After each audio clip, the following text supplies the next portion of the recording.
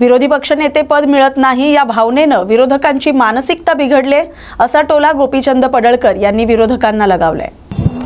आज नागपूर हिवाळी अधिवेशनाचा पहिला दिवस आहे।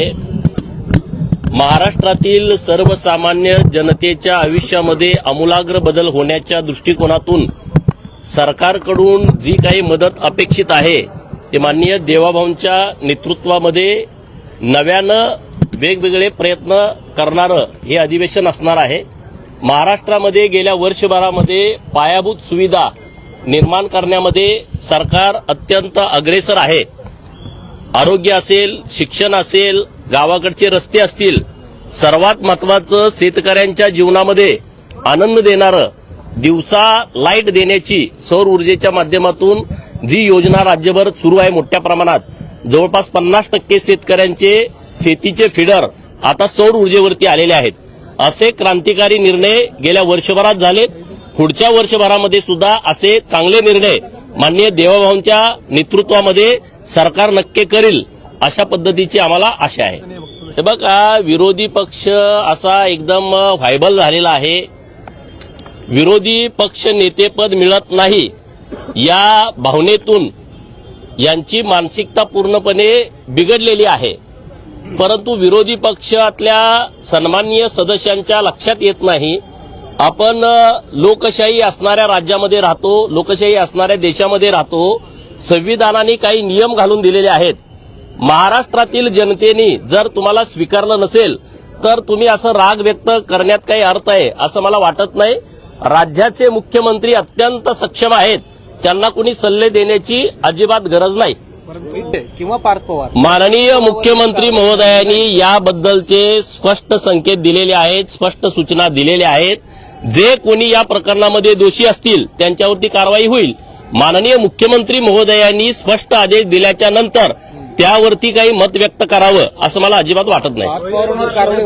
आता ते त्यांना विचारा, रोहित पवारांना आणि पार्थला ते एकत्र आहेत का वेगळे आहेत? मी काय त्यांचा प्रवक्ता नाही पवारांचा नाही, मी बघत नाही कुणाच काय। बेळगावमध्ये मराठी माणसांच्या बाजूनं आपलं सरकार पहिल्यापासून ठामपणे उभं आहे।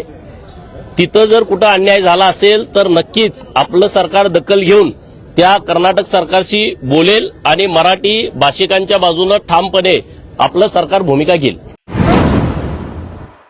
विरोधी पक्षनेता नाही म्हणून विरोधकांना बोलता येणार नाही असं नाही, असं वक्तव्य मंत्री शंभूराज देसाई यांनी केलंय। उदय पाठांतरासारखा प्रश्न विचारतोय नाही, काय आहे हे बघा। काल याच्या बाबतीत जेव्हा चहापानाचा कार्यक्रम झाला त्याच्यानंतर माननीय मंत्रिमंडळ बैठक झाल्यानंतर माननीय मुख्यमंत्री महोदय आणि माननीय उपमुख्यमंत्री आदरणीय एकनाथजी शिंदे साहेबांनी या बाबतीत सरकारची भूमिका आपल्या माध्यमांसमोर स्पष्ट केलेली आहे की मुळात तर हा प्रश्न मान्य म्हणजे पीठासीन अधिकाऱ्यांच्या अखत्यारीमधला आहे। विधानसभेतला निर्णय घेण्याचा अधिकार मान्य विधानसभा अध्यक्ष महोदयांचा आहे आणि विधान परिषदेतला निर्णय घेण्याचा अधिकार मान्य विधान परिषद सभापती महोदयांचा आहे। त्यामुळे ते आणि त्या दोघांनी सांगितले की योग्य वेळी निर्णय या बाबतीतला होईल। विरोधी पक्ष नेता नसला म्हणून विरोधी पक्षाच्या बोलण्यावर बंधनं मर्यादा येत नाहीत ना। आम्ही पाहिले विधानसभेमध्ये विधान परिषदेमध्ये दोन्ही पीठासीन अधिकारी भरपूर संधी विरोधी पक्षाच्या सर्व सन्मान्य सदस्यांना बोलायला देतात। त्यामुळे त्यांनी बोलावं, त्यांचे प्रश्न मांडावेत, सरकारच्या संदर्भामध्ये त्यांची काय भूमिका असेल ती मांडावी। सरकार सरकारच्या बाजूने त्याला उत्तर देईल। विरोधी पक्ष नेता नाही म्हणजे त्यांना बोलता येणार नाही असं बिलकुल नाही, ते बोलू शकतात। विधानसभेमध्ये विरोधी पक्षनेतेपदासाठी ठाकरे गटाचे भास्कर जाधव यांचं नाव जे आहे जवळपास निश्चित करण्यात आलं होतं, मात्र आता त्यांचं नाव मागे पडून आदित्य ठाकरे यांच्या नावासाठी ठाकरे गट जो तो आग्रही असताना दिसतोय। म्हणजे हे 2019च्या महाविकास आघाडीच्या मंत्रिमंडळाच्या रचनेसारखं झालं की सरकार बनवताना माननीय उद्धव ठाकरे साहेबांनी आमच्या आमदारांच्या बैठकीत सांगितलं की तुमच्यातला शिवसैनिक मला मुख्यमंत्री करायचा आहे आणि मुख्यमंत्री पदाचं नाव आलं तेव्हा त्यांनी स्वतःचं नाव दिलं आणि ते स्वतः मुख्यमंत्री झाले आणि एवढंच नाही तर चिरंजीवांना कॅबिनेट मंत्री केलं। त्यामुळं जर असं आदित्य ठाकरे साहेबांचं नाव विरोधी पक्ष नेतेपदाला पुढे येत असेल तर हा जो काही 2019ला सेना आमदारांना अनुभव आला तसाच अनुभव आता उभाटाच्या आमदारांना येईल। ओके, बेळगावमध्ये मराठी नेत्यांची धरपकड सुरू केलेली आहे, तिथे मिळावा होता। बेळगाव ही नेहमीच कर्नाटक सरकार ही सीमावर्तीय भागांमध्ये अशा पद्धतीची दडपशाहीची भूमिका घेत असते. आम्ही सीमा समन्वयक मंत्री आहोत या भागात, त्या भागातले राज्य सरकारचे. वेळोवेळी आम्ही आमची त्या बाबतीतली नाराजी किंवा आमच्या राज्य सरकारच्या विशेषतः मराठी बांधवांच्या संदर्भातल्या तीव्र भावना आम्ही त्यांच्या सरकारला कळवत असतो. पण वेळोवेळी त्यांना सांगून देखील त्याच्यामध्ये फरक त्यांचा पडत नाही. परत एकदा माननीय मुख्यमंत्री आणि दोन्ही उपमुख्यमंत्र्यांशी चर्चा करून पुन्हा एकदा केंद्रानं आता ह्याच्यामध्ये परत हस्तक्षेप मागे एकदा केला तसा करावा असं माननीय सीएम साहेबांची, दोन्ही डीसीएम साहेबांची चर्चा करून आम्ही केंद्राला एक पत्र लिहू. ओके. आमदार अंबादास दानवे यांची पत्रकार परिषद पार पडले. पाहुयात ते काय म्हणालेत. शिवसेना विधिमंडळ गटाच्या वतीनं माननीय पक्षप्रमुख उद्धवजी ठाकरे साहेबांनी भास्करराव जाधव यांचं नाव विधिमंडळ जे आहे कार्यालयाला कळविलेलं आहे. आता याला जवळपास पूर्ण 11 महिन्याच्या वरचा कालावधी होतोय. अजूनही विधिमंडळाच्या कार्यालयाने याच्याविषयी किंवा विधिमंडळाचे जे काही अध्यक्ष आहेत विधानसभेचे यांनी कोणताही निर्णय घेतला नाही. खरं ते चुकीचं आहे. कारण सगळे पक्ष मिळून, काँग्रेस असेल, राष्ट्रवादी शरद पवारांचा पक्ष असेल, शिवसेना असेल, या सगळ्यांनी मिळून एकमतानं भास्करराव जाधवांचं नाव दिलेलं आहे. पण भास्कर जाधवांचं फक्त नावच दिलंय आणि आता त्यांना देणार नाही, त्यामुळे भास्कर जाधव तुम्ही आमच्याकडे या असं उदय सामंत म्हणताय. हे असं या आणि जा या म्हणण्याला काही अर्थ नाही. भास्करराव जाधव काही कोणत्या खुर्चीसाठी किंवा कोणत्या पदासाठी इकडं तिकडं जाणाऱ्या व्यक्तीपैकी नाही. भास्करराव जाधव एक स्वाभिमानी, आक्रमक आणि जनतेशी नाळ असलेलं नेतृत्व आहे. हे काय जसं उदय सामंत म्हणतात तशा पद्धतीनं स्वतः उदय सामंत खुर्ची पाहून पळून गेलेल्यापैकी भास्करराव जाधव नाही, असं माझं याविषयी ठाम मत. उद्धव ठाकरे अधिवेशनाला येतात किंवा यावरनं मुख्यमंत्र्यांचं विधान ऐकवतो. उद्धव ठाकरे इंडिगो विमानाने येत नाही, त्यांच्या खासगी विमानाला काही अडचण नाही. नागपूरला येण्यासाठी समृद्धी महामार्गही तयार आहे. उद्धव ठाकरेंच्या अधिवेशनाच्या उपस्थितीवरनं ते बोलवले आहे. ह्या बोलण्याला काही अर्थ नाही.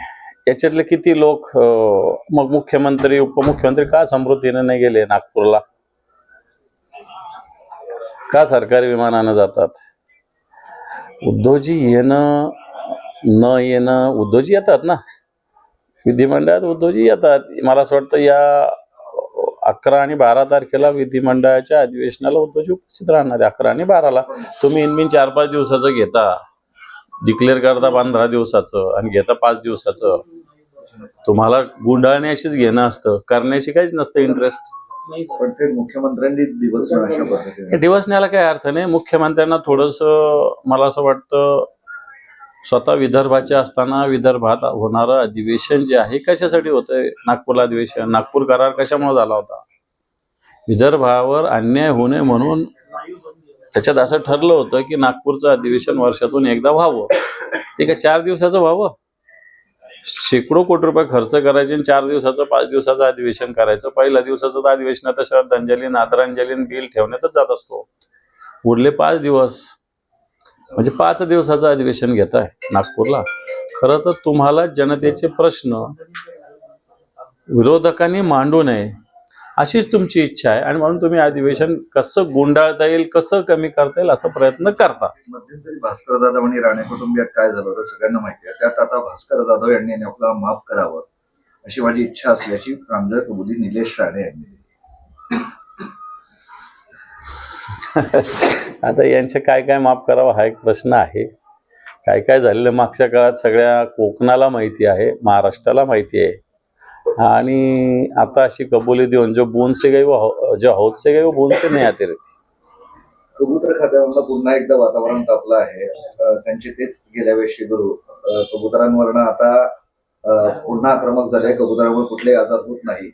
आजपासून प्रत्येक टॉवरमध्ये जाणार आणि प्रत्येक वार्डात जसे गौरक्षक आहेत तशी कबूतर रक्षकही तयार करणार. काही हरकत नाही ना. त्यांनी लोढा बिल्डरला सगळ्यात आधी सांगावं की सगळ्या लोढा बिल्डरच्या जेवढ्या साईट आहे आधी तिथं सुरू करा म्हणा, मग बाकीच्या ठिकाणी करा म्हणा. आधी लोढा जे आहेत ना त्यांच्या मोठ्या पद्धतीनं मुंबईमध्ये मोठे मोठे टावर्स आहे, सगळ्यात आधी तिथं सुरू करा म्हणा त्यांना. शेतकऱ्यांना अजूनही 30% शेतकऱ्यांना अतिवृष्टीची मदत मिळाली नाही असं पुढे आलेलं आहे. अधिवेशनाला पहिला दिवस आहे. 30% नाही, जी शेतकऱ्यांना मदत मिळाली, जी जाहीर केली, याच्यापेक्षा अतिशय तुटपुंजी मदत आहे. सरकारने 31,800 कोटीचं पॅकेज जाहीर केलेलं आहे. 31,800 कोटी कोणाला दिले दाखवावं. सरकारने 31,800 कोटी रुपये कुठेही दिलेले नाही. ज्याला 20 द्यायला पाहिजे त्याला 5 दिले, ज्याला 50 द्यायला पाहिजे त्याला 10 दिले, ज्याला 1 लाख द्यायला पाहिजे त्याला 20,000 दिले. त्यामुळे शेतकऱ्यांना पुरेशी जी जाहीर केलेली मदत मिळाली नाही. आणि अजून 50%च्या वर शेतकऱ्यांना 1 रुपया सुद्धा मिळालेला नाही. इंटरेस्टिंग आहे, अजित पवार आणि रोहित पवारांच्या एकत्रित नृत्याचा मी 2024ला शिकार झालो असं राम शिंदे म्हणताय. म्हणजे ऍक्च्युली तो लग्नाचा व्हिडिओ व्हायरल झालाय सध्या. अजित पवार आणि रोहित पवारांचा, अजित पवारांच्या मुलाचं लग्न होतं त्यावरनं हे असं बोलले. शेवटी अजित पवार, रोहित पवार काका पुतणे आहेत ना. काका पुतण्याने एखादा कुठं आनंद साजरा केला असेल, पक्ष राजकारण हे स्वतंत्र असतं, असं केलं असेल तर राम शिंदे साहेबांना त्याच्यात काही वेगळं वाटू नये असं मला तरी वाटतं. म्हणजे त्यांचे जे हाल झाले राजकीय त्यावरनं ते म्हणतात की त्यांच्यावर त्याचा मी शिकार झालोय म्हणून. मला असं वाटतं आता ते विधान सभेत पडले जरी असले तरी विधान परिषदेचे सभापती होणं हे एक मोठी जबाबदारी आहे मला असं वाटतं. त्यामुळं त्याच्यात त्यांचे हाल झाले असं त्यांनी स्वतःला मानून घेणं हे चुकीचं आहे. विधान परिषदेचे सभापती हे मला असं वाटतं राज्यपाल मुख्यमंत्र्यानंतर त्याच्या आधीही विधान परिषद सभापतीचा शिष्टाचार असतो. त्यामुळं राम शिंदे राजकीयदृष्ट्या का म्हणतात हा मला पडलेला प्रश्न आहे. उद्धव ठाकरेंनी राज ठाकरे यांना सोबत घेऊन स्वतःच्या पायावर धोंडा मारून घेतला. किती? रामदास आठवले. रामदास आठवलेंचा पक्ष भाजपबरोबर जाऊन खूप महाराष्ट्रात फोपावलेला आहे. महाराष्ट्रात त्यांच्या पक्षात एकही गाव उरलं नाही की रामदास आठवलेंचा पक्ष पोहोचला. स्वतःच्या मंत्रिपदासाठी सगळा पक्ष दावणीला बांधणारे आणि शिवसेनेला हे शिकवणं मला असं वाटतं फारच मोठं शहाणपण आहे. सोयाबीनला हमीभाव मिळत नाहीये आणि त्यात आता दक्षिण आफ्रिकेतनं आपण मोठ्या प्रमाणात सोयाबीन आयात करतो. 1-2 दिवसात येऊन हडकेला. हे पहा, सोयाबीन, कापूस, ऊस या तिन्हीचे प्रश्न आत्ताच्या घडीला ऐरणीवर आहेत.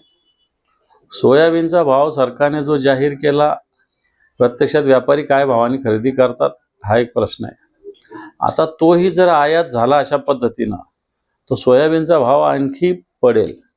तसंच कापसाचं आत्ताच्या घडीला झाले. कापसाचं अतिवृष्टीमुळे कापसाचं नुकसान झालं, पण जो कापूस आला त्याच्या प्रतवाऱ्या वेगवेगळ्या करून शेतकऱ्यांचा कापूस कमी प्रतीचा दाखवून त्याची सुद्धा लूटमार आत्ताच्या घडीला होते. ऊसाचं सुद्धा तसंच झालेलं आहे. ऊसाचे भाव कारखाने जर बघितले तर शेतकऱ्यांना लुटण्याचंच काम सध्याच्या घडीला करतात आणि सरकार या सगळ्या गोष्टी बघते उघड्यावर. काही दिवसात तो जो आयात केलेला माल आहे सोयाबीन मुंबईच्या बंदरावर उतरेल. त्यामुळे शेतकरी संघटना आक्रमक झालेला आहे. रस्त्यावर उतरण्याची भाषा अनेक शेतकरी संघटना करतात. शिवसेनेची काय भूमिका आहे? बिलकुल शेतकऱ्याच्या या भूमिकेला शिवसेनेचा सपोर्ट आहे. शिवसेना सुद्धा अशाच पद्धतीनं सोयाबीन जर आयात केलं जाणार असेल तर या बंदरात शिवसेना सुद्धा उतरेल आणि हे येणारं सोयाबीन रोकेल. जनाची नाही तर मनाची लाज बाळगून सरकारनं आजच निर्णय करून विरोधी पक्षनेत्यासंदर्भात स्पष्टता करावी अशी मागणी नाना पटोले यांनी केली. आणि या सरकारला लोकशाही पूर्ण पायदळी तुडवायची आहे ही मानसिकता या सरकारची आहे.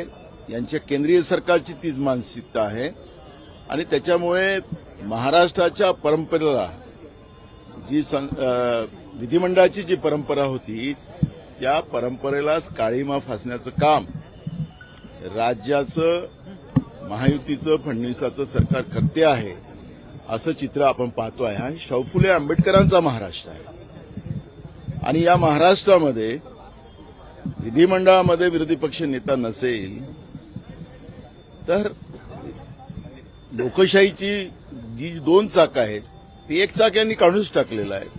त्यामुळे या सरकारला नाही जनाची तर मनाची लाज असली पाहिजे आणि त्यामुळे या सरकारने तातडीनं आजच निर्णय करून दोन्ही सभागृहातले विरोधी पक्ष नेत्यांची स्पष्टता व्यक्त करावी. ते विधानसभेच्या अध्यक्षाकडे आपली भूमिका मांडतात आहेत. मला सगळं अध्यक्ष प्रणाली आम्हाला सगळी माहिती आहे. त्यामुळे अध्यक्षावर ढकलून नाही चालणार. सरकारने निर्णय घ्यावा ही भूमिका आमची आहे. काल भास्कर जाधव सभापती राम शिंदे त्यांनी असं म्हटलं की विरोधी पक्षनेते पदाबाबत ज्या काही प्रथा परंपरा आहेत त्या आता चालाव्यात, काही अभिप्रेत नाही. एक प्रकारे विरोधी पक्षनेता निवड होणार नाही असंच त्यांनी कुठेतरी सूचित केलं. या सरकारची मानसिकता आहे. ते मानसिकता भास्कर जाधवने सांगितलेली आहे. त्याच्यामुळे राम शिंदेनी असं म्हटलं सभापतींनी काय की आता विरोधी पक्षनेते पदाबाबत ज्या प्रथा परंपरा सुरू आहेत त्या आता सुरू असाव्यात असं अभिप्रेत नाही. एक प्रकारे त्यांनी आता बरोबर आहे ना. सभापतींनी सरकारची भूमिका व्यक्त केलेली आहे. राम शिंदेनी या सरकारला अभिप्रेत नाही आहे. तेच त्यांनी भूमिका मांडलेली आहे. त्यामुळे एकदम स्पष्टता त्याच्यातलीच आपल्याला पाहायला मिळत आहे की आखरी सभापती जे बोलले ते सरकारची भाषा बोलले. त्याच्यातून स्पष्टता झाली की या सरकारला विरोधी पक्षाची भूमिका सभागृहात मांडता यावी नाही. सरकारला मोकळं राहावं अशा पद्धतीची भूमिका या सरकारने निर्माण करून ठेवलेली आहे.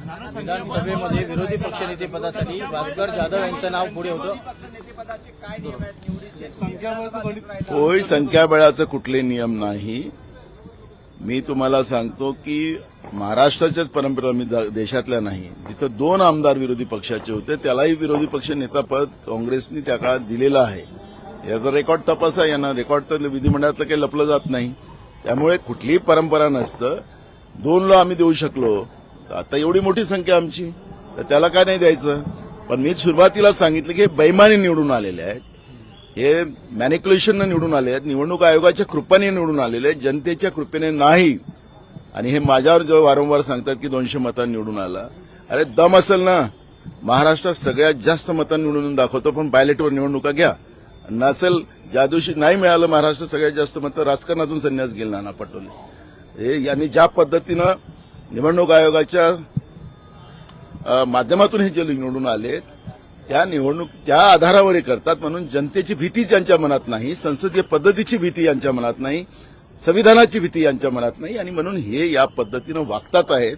आणि हे महाराष्ट्राच्या लोकशाही परंपरेला कलंकित करण्याचं पाप महायुतीचं सरकार करते आहे.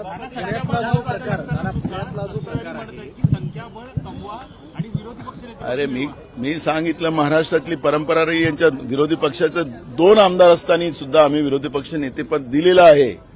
त्यामुळे बेईमानीने निवडून आलेल्या लोकांनी या पद्धतीची भूमिका मांडू नये. आणि त्यांना ती मांडण्याचं त्यांची लायकी पण नाही.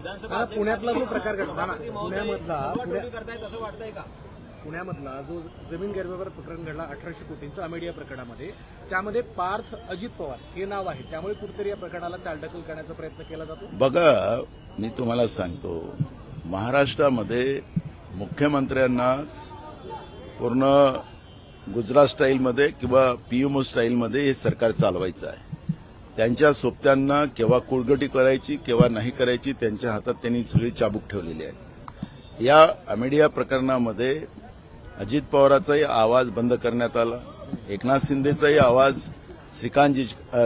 श्रीकांत शिंदेचा एक मुद्दा काढून कचऱ्यावाला तो काढून त्यांनाही शांत करण्याचं काम झालं. त्यांच्या फायली तयार करून ठेवलेल्या आहेत आणि या फायलीच्या आधारावर हा सगळा खेळ या सरकारचा चाललेला आहे. आणि हे महाराष्ट्र कसं विकता येते त्याच्यावर यांचा प्लॅन सुरू आहे. ज्या समितीची घोषणा या संदर्भात चौकशीसाठी करण्यात आली होती त्याला देखील मुदतवाढ मिळाली, परंतु दिग्विजय पाटील किंवा पार्थ पवार या दोघांपैकी कुणाचीही अजून चौकशी झालेली नाही. होणार पण नाही. आम्ही त्या दिवशी सांगितलं की तुकाराम मुंडेच्या अध्यक्षतेखाली कमिटी करा म्हणजे तुम्हाला सगळं उघडकीस येईल. दूध का दूध पाणी का पाणी. पण ते करणार नाही. तुम्ही हा मुद्दा सभागृहात उपस्थित करणार ना. आता येणार सगळे विषय येणार. पण म्हणून तर हे सरकार इथं आलं आणि कसं पळून जाता येईल त्याचं प्लॅनिंग केलेलं आहे. फक्त 1 आठवड्याचं अधिवेशन ठेवलेलं आहे. हेच विरोधी पक्षात होते तर 2 महिन्याचं अधिवेशन व्हावं अशा पद्धतीच्या घोषणा करत होते. आता योगायोगानं नागपूरचेच मुख्यमंत्री आहेत. मग यांना इतक्या लवकर पळ काढायची गरज काय. आणि म्हणून हे सगळे मुद्दे निघू नये. यांचं सगळं जे यांनी भ्रष्टाचार केलेले आहेत ते उघडकीस येऊ नये. शेतकऱ्यांची जी अवस्था या लोकांनी करून ठेवलेली आहे, शेतकऱ्यांना आत्महत्या करायला सोडलेलं आहे, ते सगळे प्रकरण येऊ नये. बेरोजगारांची परिस्थिती, महागाई, आज रुपया रोज पडत चाललेला आहे आणि त्याचे परिणाम सगळे महागाईवर होतात आहे आणि सर्वसामान्य लोकांचं जगणं मुश्किल झालेलं आहे. हे सगळे प्रश्न आहेत, पण मुद्दामून हे सरकार इथून बळ काढायसाठी इथं आलेली आहे. फक्त आठवड्याभराचा फेरफटका मारायला इथं सरकार आलेली आहे.